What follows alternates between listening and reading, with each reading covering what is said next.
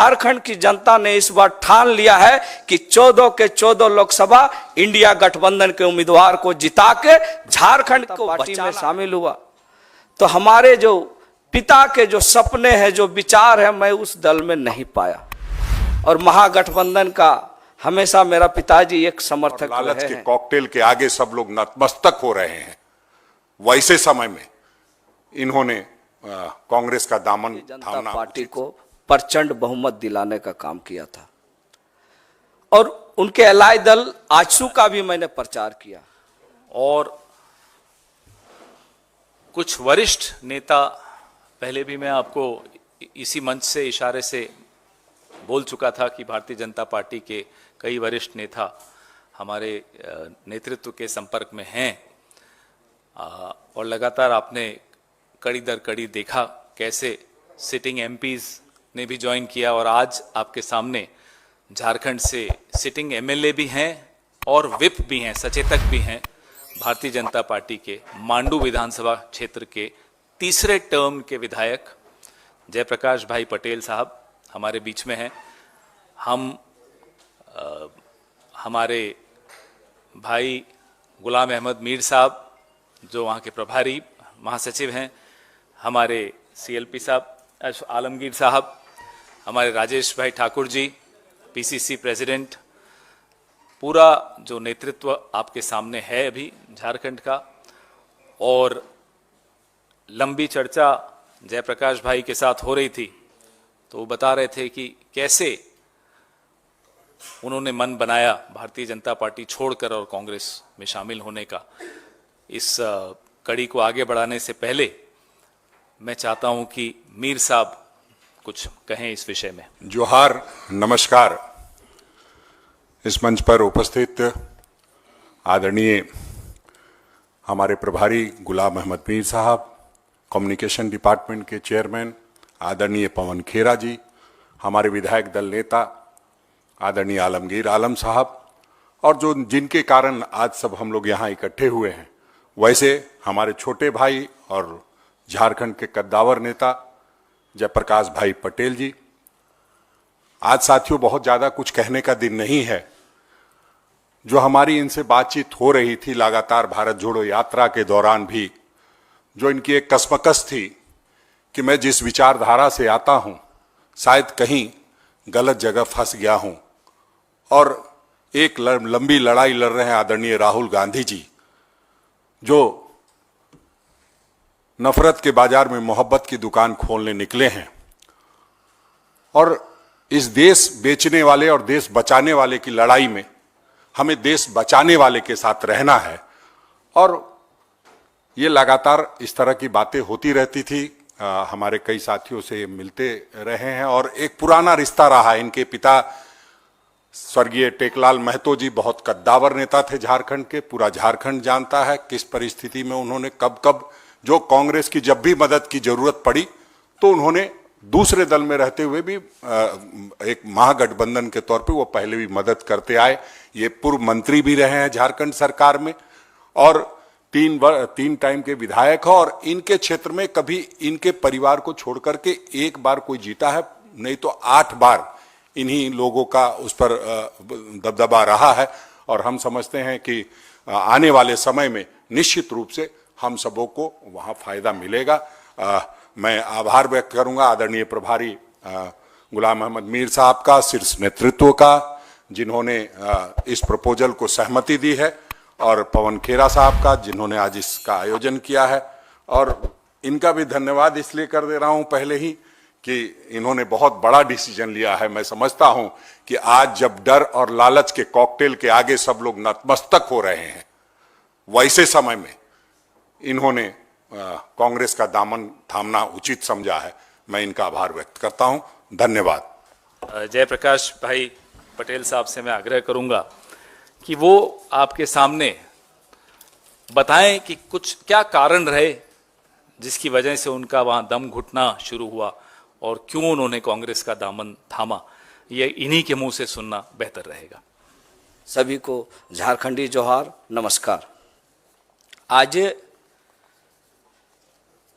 एक ऐसा, मैं किसी को आरोप नहीं लगा सकता, लेकिन ये सच्चाई है कि लास्ट 2019 के लोकसभा चुनाव में हमने ना सिर्फ भारतीय जनता पार्टी, समुचित झारखंड के एनडीए गठबंधन के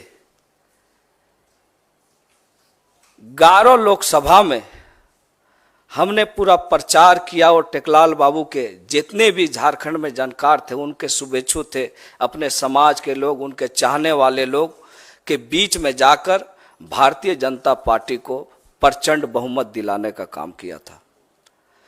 और उनके अलाय दल आजसू का भी मैंने प्रचार किया। परिस्थिति कुछ ऐसी थी, हमें लगा कि कुछ हमें झारखंड के लिए, लोगों के लिए, और हमारे पिता टेकलाल महतो जो झारखंड आंदोलन के एक अग्रणी योद्धा थे, आज झारखंड की राजनीतिक पृष्ठभूमि को खोजा जाए, राजनीतिक चर्चाएं अगर चलेंगे झारखंड अलग राज्य के आंदोलन को, तो स्वर्गीय विनोद बिहारी महतो, शिबू सोरेन के बाद तीसरे ये में टेकलाल महतो जी का नाम था। और पूरे जो इलाके हैं, उत्तरी छोटा नागपुर, चाहे कोल्हान का हो, सभी जगह टेकलाल बाबू का अपना प्रभाव था। और मुझे लगा कि टेकलाल बाबू के सपनों को, टेकलाल बाबू के जो सपने थे झारखंड को संवारने का, आगे बढ़ाने का, चूंकि अलग राज्य हमें मिल चुका था, तो मुझे लगा कि एनडीए गठबंधन में जाके झारखंड में कुछ हम लोग ऐसा करेंगे।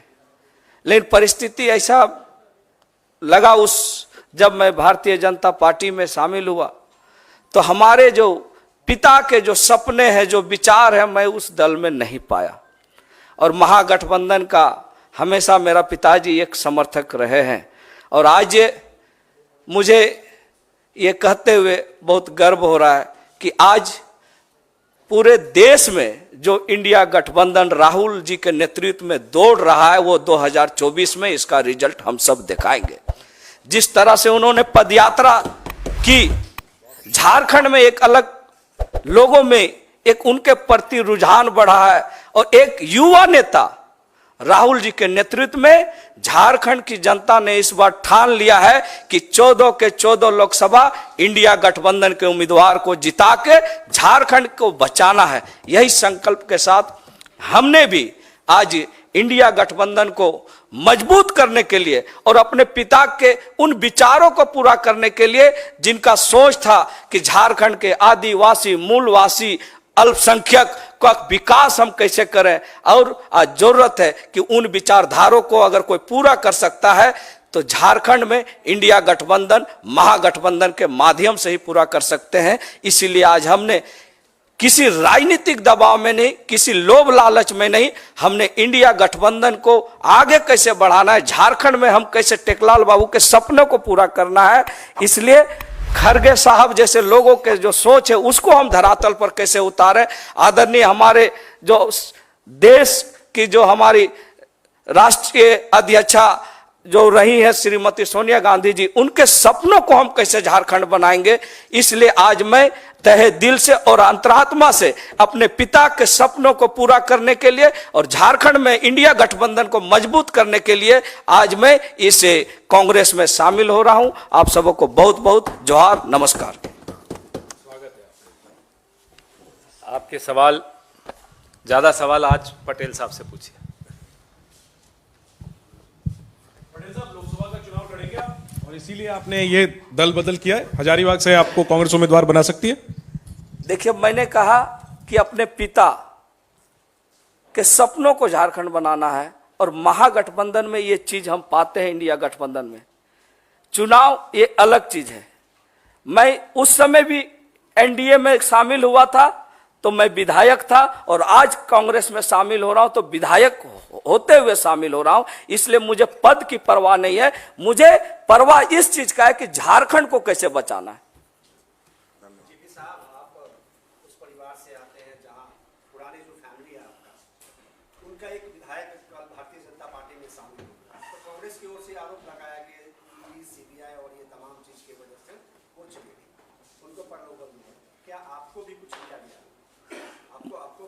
देखिए, मैंने पहले कह दिया कि मैं एनडीए में भी विधायक रहते हुए प्रचार किया था और उस समय जब सीट शेयरिंग कंप्लीट हो गया था।